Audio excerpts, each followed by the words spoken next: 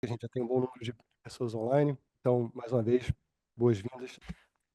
Once again, thank you and welcome. My name is Tomás Oliveira Bredayo, Energy and Environment Analyst at the IEA, and I'll be your moderator today. So, for the ones who do not speak Portuguese, we have interpretation into English. You can click on the icon at the bottom of your screen, and then you can listen to the meeting in Portuguese or in English. Vamos dar início ao evento para o lançamento. Having said that, let's start the launch of the Portuguese translation of our report, Financing Clean Energy in Africa. So now I will give the floor to Mary Warlick, Deputy Executive Director at the IEA.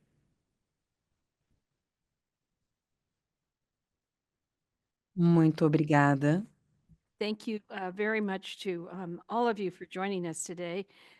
Excellency, Mr. Jean Barroca, Secretary of State for Energy of the Republic of Portugal, Mr. Nelson Lage, President of the Portuguese Energy Agency, ADEN, Dr. Kevin Kariuki, Vice President for Power, Energy, Climate, and Green Growth at the African Development Bank, esteemed guests and participants who are joining us from all around the world. I'd like to say a very good afternoon or good evening to all of you from wherever you're joining us.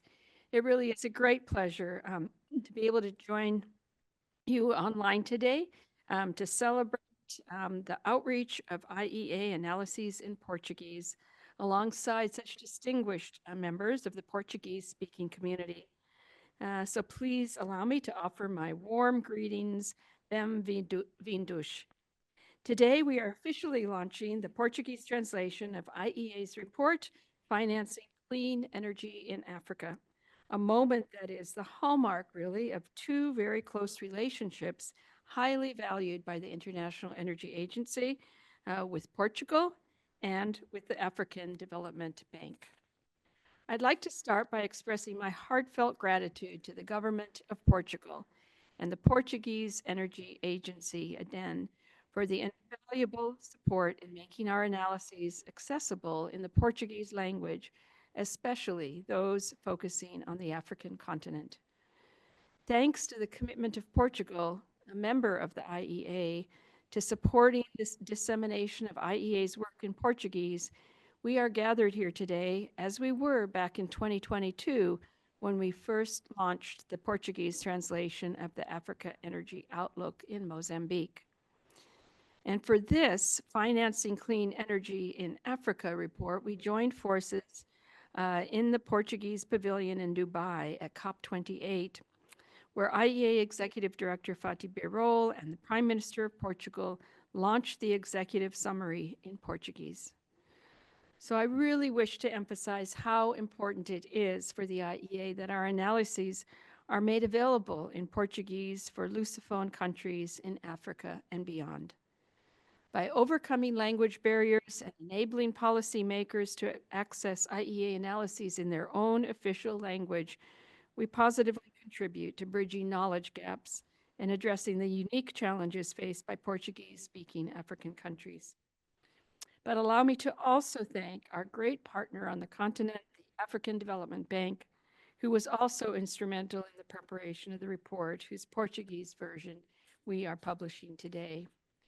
Launched at the Africa Climate Summit 2023 in Nairobi by the IEA Executive Director, Dr. Birol, and the African Development Bank Group President, Dr. Adesina, the report Financing Clean Energy in Africa was the result of excellent collaboration between the IEA and the African Development Bank. Benefiting from over 85 case studies and over 40 stakeholder interviews, the report charts innovative investment solutions across the African continent that are critical to scaling up energy investment. While my colleague Rita Madeira will present the key findings of this report in more detail shortly, I would like to highlight a few key takeaways that I find particularly impactful. While African countries account for almost 20% of the global population, they unfortunately only attract 2% of the world's clean energy investment today. And this imbalance really should be ringing an alarm bell for all of us, not just within African countries that are seeking to attract more investment, but also really at the global level, as it risks perpetuating broader inequalities. Africa's energy needs are huge and growing, and meeting them in full is vital for a range of important development goals. However, energy investment on the continent has been falling over the past decade, from 150 billion US dollars in 2014 to around 110 billion in 2024. Now, this is far below our estimated 200 billion annual needs for the continent to achieve all of its energy and climate-related goals by 2030. And the high cost of capital is a major barrier to scaling up investment. According to our data, it can be up to 2 to 3 times higher in Africa than in North America or Europe. And this makes it harder, of course, for projects to be seen as bankable by investors and can contribute to more expensive services for end users. So lowering the cost of capital to make affordable finance available is really critical for the step change that's needed for Africa to meet its energy and climate-related goals. A key area of concern is also energy access. Despite progress, we're still far from achieving universal energy access. 600 million people in Africa, or 40% of the population, still lack access to electricity, and nearly 1 billion people, 70% of the population, lack access to clean cooking. Now, the implications of this are really vast, not just in terms of the limits it places on education and economic opportunities, but also the health implications. Globally, a lack of clean cooking contributes to 3.7 million premature deaths per year, disproportionately affecting women and children. According to our analysis, the Sustainable Development Goal 7 will require over $25 billion annually between now and 2030, covering both electricity and clean cooking. Now, this is a relatively small number in the global energy investment landscape as a whole, just 1% of total energy investment. But it masks the scale and complexity of the challenge. Investment in electricity access and clean cooking has historically been below $5 billion annually, and affordability concerns make this a particularly difficult area to finance. Additional efforts are therefore very much needed, anchored in public and concessional finance to achieve universal access. A second area of concern is infrastructure, particularly that of power systems. 15% of the electricity generated in Africa is lost in poorly functioning electricity grids, almost twice the global average. Now, this is a major barrier to new investments. Unreliable power also leads many consumers to rely on expensive and polluting diesel generators. And it's also a major area of focus for the IEA. This year, we will launch a report focused on increasing private sector investment, specifically into power grids on the African continent. To ease strains on supply and household budgets, investment in energy savings measures is also needed to make sure that new buildings and appliances, for example, air conditioners, are energy efficient. And finally, the continent also needs energy to support its industrial development. And it's therefore key to drive investment towards an energy sector that's geared for industrialization. Today's energy world is moving fast, and there's a major risk of countries around the world being left behind. We all must work together to help bridge that gap, and the way to do this is with financial means and investments. So this report, now available on the IEA website in Portuguese, provides useful and important insights on how this can be done. Thank you once again to all of you for joining us today. Muito obrigado. Vou passar então agora a palavra para o secretário de Estado de Energia. Thank you very much. I will now pass on to Jean Barroca.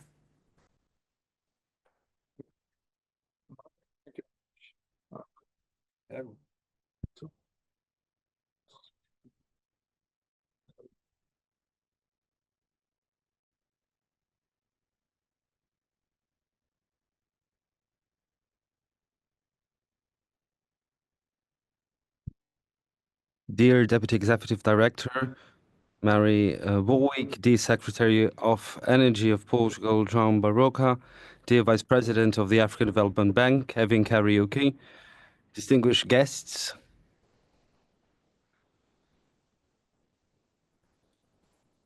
it is with great pleasure that on behalf of DEAN, the Portuguese Energy Agency, I participate in this very special event. It's very relevant work of the energy agency, and it analyzes investments, the proper ones for the diversity of each sector and the situation in the African continent.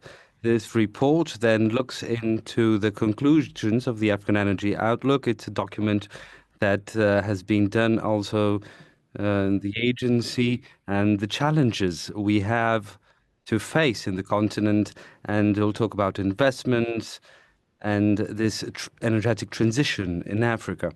So the translation of this report that was done together with ADEN and the Portuguese government, it's a very important step indeed for knowledge and to reinforce Portuguese and Lusophone groups. So then Portugal is following the tendencies in the energy, and it really talks about transition to clean energy, sustainable development and development transition. This outlook not only shows the importance to access to energy, but the urgent importance to deals with renewable energy, taking into account population growth and the demand for energy. As the report shows, it has been published now.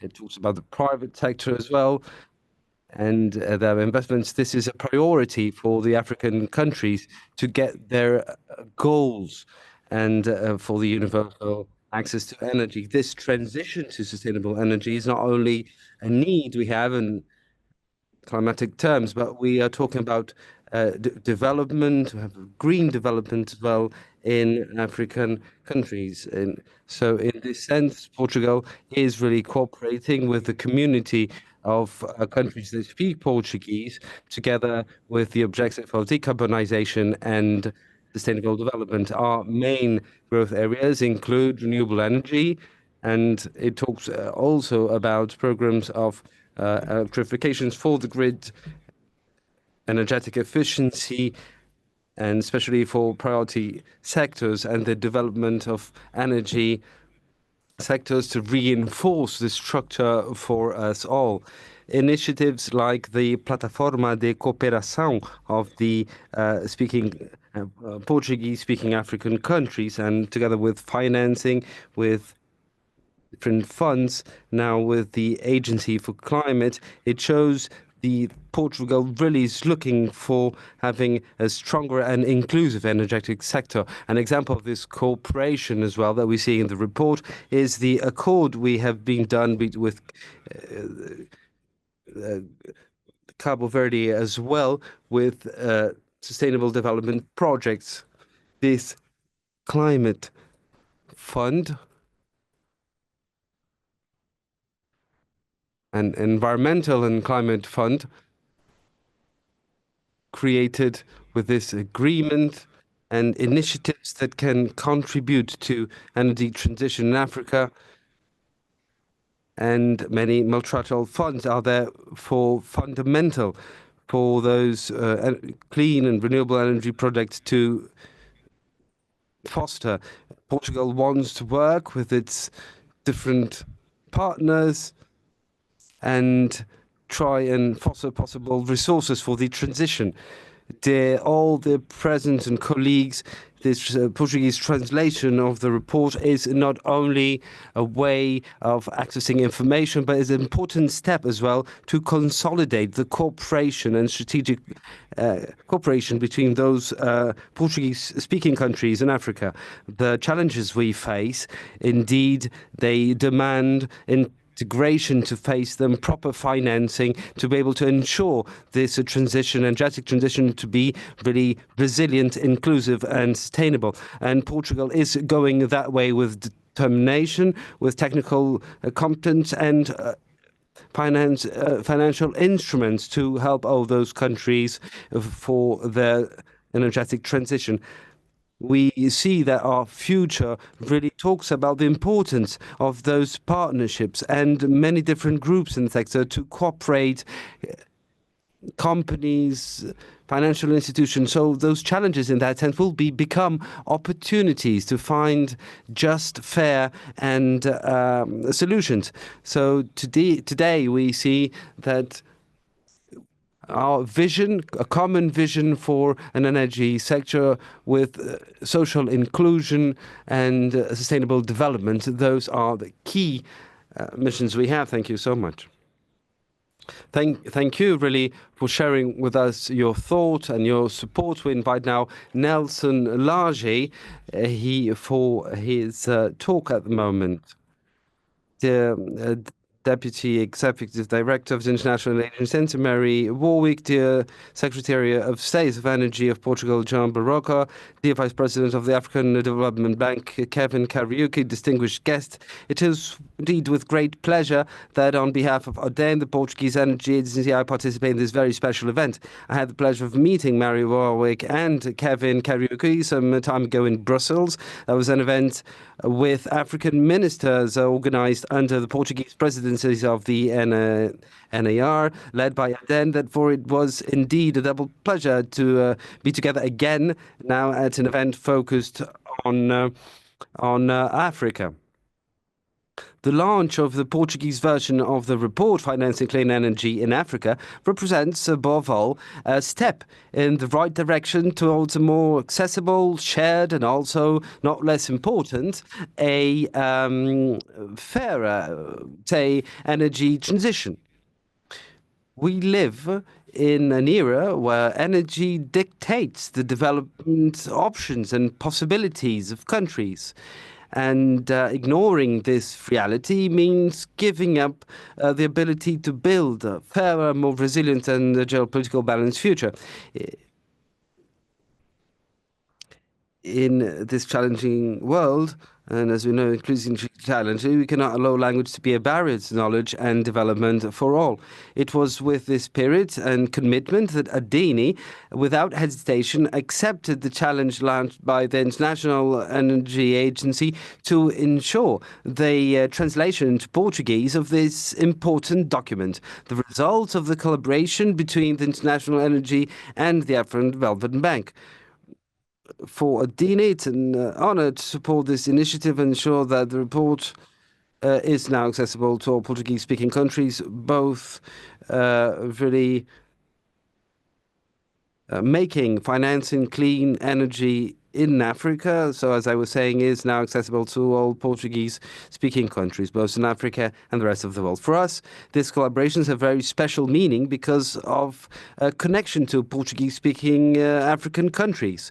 It really is quite profound. It is historical, but with an eye to the future, we believe that this is a crucial document for understanding the challenges and opportunities of financing clean energy in Africa. And we're quite certain that sharing information is essential to building a more sustainable future for all nations. We know that the African continent represents 1/5 of the world's population, yet in 2022 it attracted only 3% of global energy investment. This reality is not just a statistic, but a stark reflection of the inequalities that persist in this global world. That is why I would like to call for action, but also for climate justice, political courage, and shared responsibility. And because at Adin we believe that energy is action, I would like to share with you a new initiative that fills us with enthusiasm, the PALOP energy route, and much more than the literacy program. It is a project of empowerment, knowledge sharing, and building solutions tailored to each local reality. The PALOP Energy Route is a customized roadmap with practical training, exchange of experiences that really work, and tools that respond to the specific needs of each community. Therefore, I would like to invite everyone to join us. We want to continue building bridges, creating networks, and supporting local solutions. with real impact. Esteemed representatives of the IEA, the Portuguese government, and the FDB, participants of the webinar, together we can transform energy into a driving force for the development of Palop, leaving a legacy of progress and prosperity for future generations. Thank you very much indeed. This is a very interesting initiative. Now, I would like to give the floor to Dr. Kevin Karaoke, Vice President for Power, Energy, Climate Change and Green Growth at the African Development Bank Group. Thank you very much, Mary Warwick, Deputy Executive Director of IEA, Secretary of State of Energy of Portugal, Jean Barroca, and this Nelson Lage of ADENE. I'm really pleased to welcome you to all to today's launch of the Portuguese version of Financing Clean Energy in Africa report. This report is a flagship product of the African Development Bank's strong and growing partnership with the International Energy Agency. Today marks a significant milestone in our collaborative journey. As many of you may recall, the African Development Bank, in collaboration with the IEA, launched the English version of this crucial report at the Africa Climate Summit in Nairobi in 2023. This was just the first step, as we recognized from the outset that to maximize the report's impact, it needed to be accessible to a wider audience. Language should not be a barrier to knowledge, and that is why we are here today. This report remains appropriate and timely. It not only provides a comprehensive analysis of the challenges and opportunities in the financing clean energy projects in Africa, but it also highlights the continent's immense renewable energy potential, the critical need for increased investments, and the policy frameworks that constitute enabling environment. This report is the result of extensive consultation, comprehensive analysis, and strong teamwork between our institutions, and is underpinned, as Mary mentioned, by a review of 85 case studies and 40 interviews in Africa.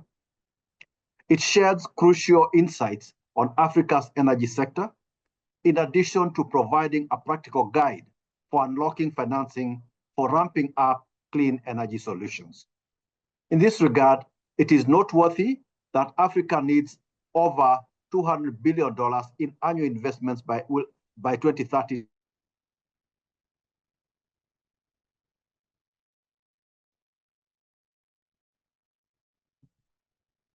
Aparentemente a gente perdeu a conexão.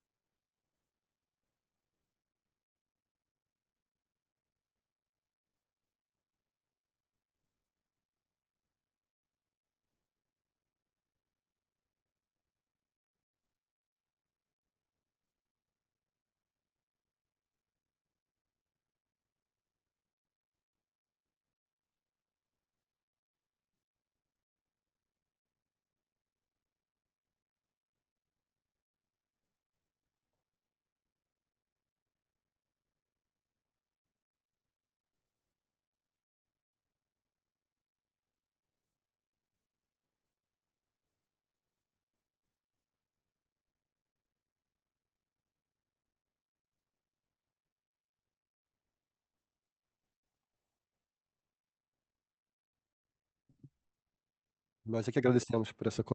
Thank you very much indeed. And now I will give the floor to Rita Madeira. She is the Africa Program Manager at the ENIE,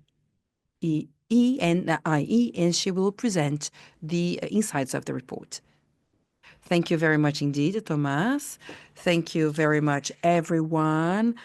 It's a privilege to present these insights in Portuguese in such an important moment following on from these thoughtful remarks. I'd like to share with you some of the key findings from the report.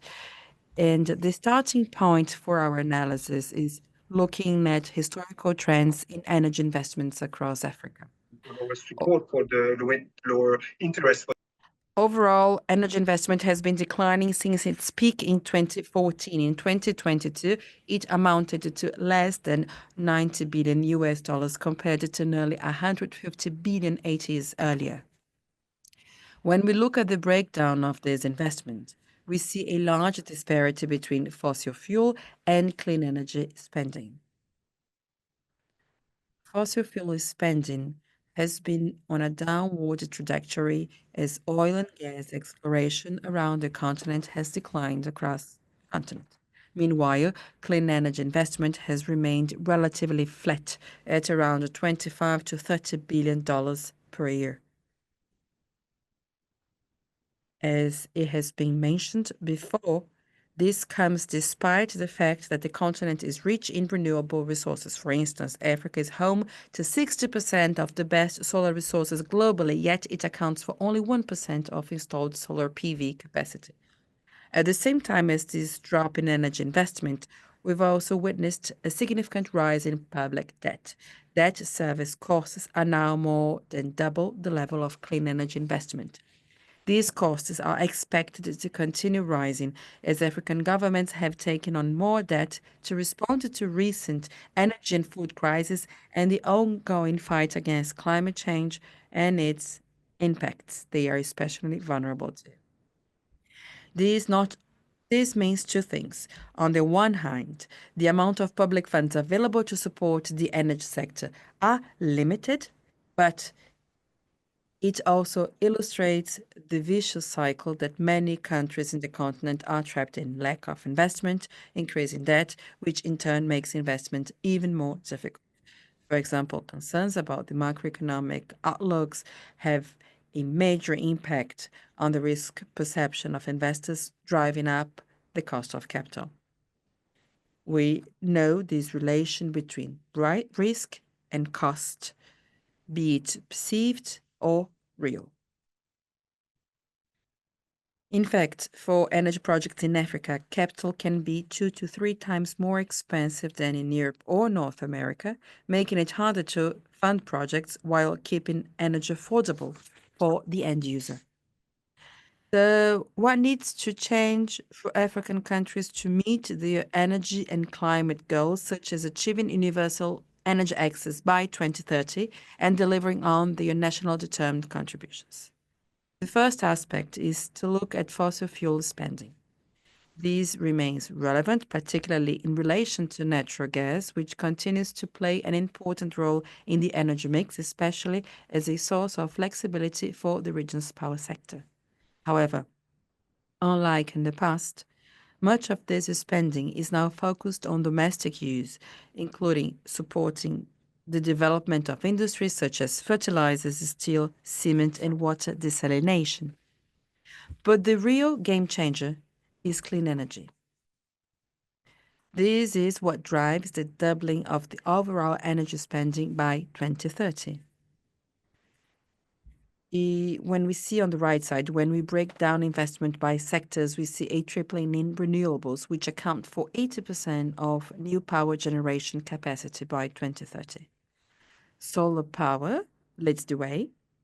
It is the cheapest source of power in many countries in the region, and we are seeing both decentralized and utility-scale solar projects in many countries, which include lots of rounds of tender and auctions for projects in South Africa and Egypt, as well as solar IPPs in Chad, Djibouti, and Malawi.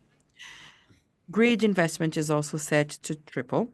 It has been touched upon today, but grid losses across the continent average over 15% compared to a global average of 7%. Expanding and modernizing power grids to accommodate growing renewable energy flows is vital to ensure the security and reliability of electricity supply. For the past 2 years, grid investments have been growing by only 5% annually, but a range of tools are now being tested to bring in private sector investors, notably in Kenya and Uganda, which could help spur the increase in spending in this subsector. Meanwhile, energy efficiency spending becomes critical. Currently, Africa has the lowest per capita use of modern energy globally, but demand is set to grow by 1/3 by 2030. Energy efficiency helps moderate demand growth, reduce fuel imports, and ease pressure on existing infrastructure while also keeping consumer bills affordable. So far, I've intentionally skipped over energy access because this challenge is worth exploring into more detail. It is very clear for us at the IEA that energy access remains a major challenge. Over 600 million people in Africa, nearly 40% of the population, still lack access to electricity, and nearly 1 billion, or about 70% of the population, lack access to clean cooking. Providing these people with access will require spending over 25 billion US dollars annual investment by 2030, but we are well below that threshold. Currently, spending is lower than 5 billion US dollars, so reaching the target will require a sevenfold increase in spending and more than 20-fold increase in spending on clean cooking. In order to meet these ambitious levels, there needs to be a strategic allocation of capital, and a key consideration is affordability, particularly relevant given that rural communities account for 80% of those lacking access to electricity and 2/3 of those without access to clean cooking. When considering projects that provide basic electricity services, so more than just a lamp, as we say in the agency, we have projects that include more than a lamp, as I said, a mobile phone charger and a radio. Roughly half of the available technology options would be unaffordable to the end user without subsidies or grants. This share is even higher for large-scale electricity needs. As for clean cooking, we see affordability posing an even greater challenge, with subsidies proving essential, especially for electric cooking and LPG. This affordability challenge means that the private sector can only go so far. With government support, we have seen the private sector invest heavily in mini grids in countries such as Nigeria and Uganda. We have also seen growth in SHS companies, both international and domestic, often funded by private equity. But many of the hardest to reach areas and the poorest communities, especially rural areas, will have to rely on concessional finance, notably from donors and development finance institutions working in partnership with national governments. Taking this one step further and looking at the role of public versus private capital, what does the picture look like for overall clean energy investment? Today, public spending, so spending by governments, donors, and DFIs, exceeds that of the private sector. This is due to the dominant role of DFIs in the continent, and also to the fact that most grid investment currently relies on government spending. When we look to 2030, the private sector is projected to outpace public spending, rising sixfold to around 90 billion US dollars per year. This rise is driven by a range of developments, including government reforms to support the enabling environment for investment, but also to the lower cost of capital and the expansion of a wide range of private sector financing instruments such as green bonds, asset refinancing and recycling, and programs targeting domestic capital providers. But more importantly, these private sector investments often require concessional funding to help de-risk projects. This is especially relevant in emerging markets when adopting new technologies or supporting unproven business models. We estimate that by 2030, around 28 billion US dollars in concessional funding will be needed to provide the necessary leverage to double global investment in energy in the continent. There are plentiful examples from across the region where this blending of concessional funds and private funds has proved successful, both in setting up specific funds and individual projects. The Emerging Africa Infrastructure Fund is a good example, but we also have concessional funds having been used effectively within risk-sharing frameworks or to provide guarantees, just to name a few solutions. Together with our colleagues at the African Development Banks, we were able to consult partners on the ground to include a wide range of these examples in the report to demonstrate that these solutions are feasible. I hope this presentation has sparked your interest in taking a deeper look and reading our report, downloading it,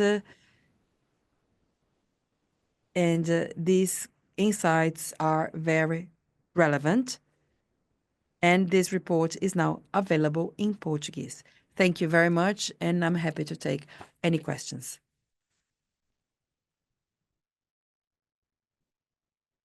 Então agora a gente tem momento para We'll have now a moment where the participants can make any questions and question and answer. So then please use the Zoom function Q&A box to do so.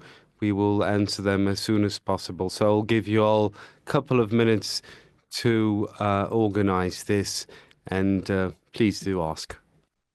We have a question coming from Arthur Trindade. The question is about the countries and African countries, of course, that speak Portuguese. They have it as official language. It is not in a report specifically mentioning those countries. Nevertheless, we are organizing a report about Mozambique and about energetic policies of there that will be launched by soon. They will soon be launched. Perfeito. Eu não estou vendo nenhuma outra pergunta aqui. Thank you so much. As there are no more questions, I ask now the participants as well whether you would like to make any comments on the report, available information. Of course, we will be here from the agency available to answer any question and other information you might need. This is very important for us. We really have been hearing here about the different reasons why it's so fundamental really to try and solve, let us say, this gap between the necessary investments and what is actually being done in Africa in terms of clean energy. And there are, of course, many good experiences that can be used, and we've dwelt upon them, some of them.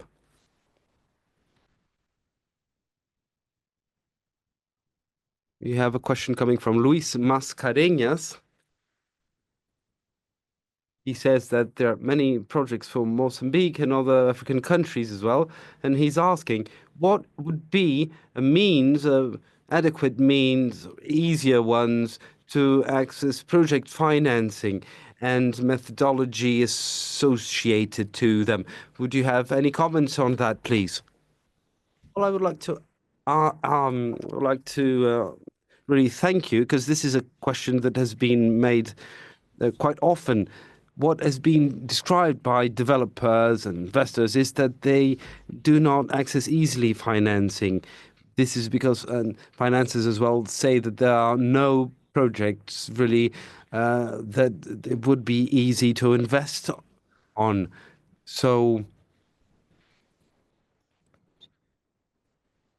when we think about this situation we see on the one and the other hand, it means that, well, at the end we have to take into account specific aspects of the project. This is something that we've done in this report, chapter 2 specifically. What kind of financing, what kind of capital is more adequate for each specific project? So it's different indeed to finance a project that has to do with energy access than one that has to do with electric grid. So the kind of capital involved and its role in terms of constitutional capital is absolutely different in one another.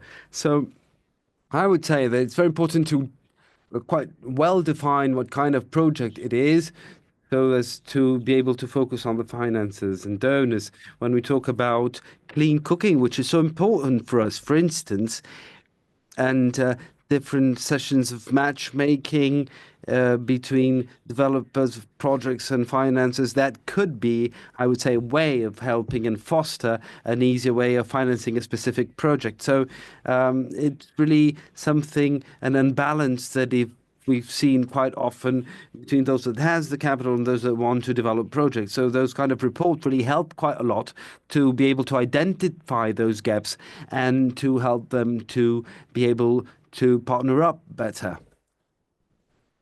Então, vou agradecer.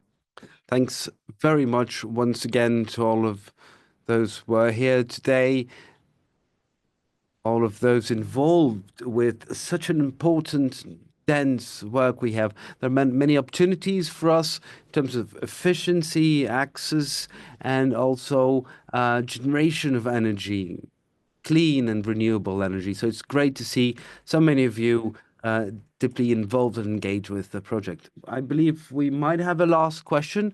Do we have time for it?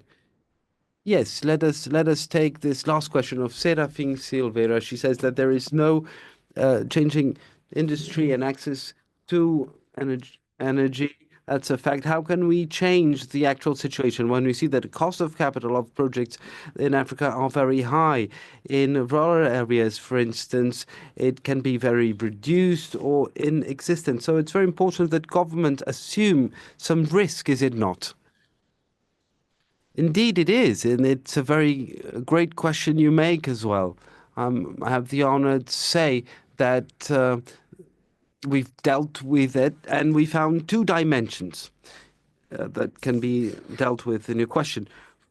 On the one hand, the critical aspect would has to do with access to clean energy. That's very hard to achieve, and also when poorer population with less power of purchase will be able then to have access to energy and to clean cooking. So many times they need this help. It's what I was mentioning in my presentation.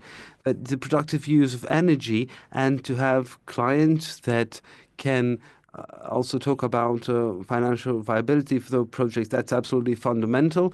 And it's necessary as well, I have to say, on the one hand, that to be open in terms of rules and regulations to be able to sell to the industrial clients, for instance, and commercial one as well that produce energy so that it can have bilateral contracts.